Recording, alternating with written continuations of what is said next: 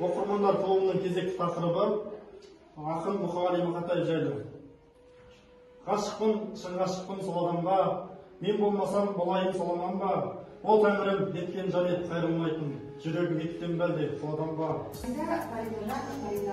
Өмірде ақындардың бәрі жалғыз, шыдай біздерінде болмайтын жалғыз жаңғызға әдеттерді табылады.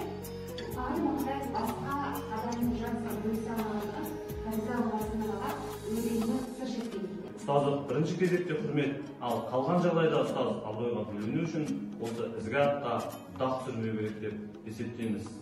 Біз жастар, оқу-оқыштар мектеп аясындағы жобаны қолдай отыра, осы мектебіміздегі оқу-оқыштар мектеп жобасының ары қарай дамуына өз үлесімізді қосамыз.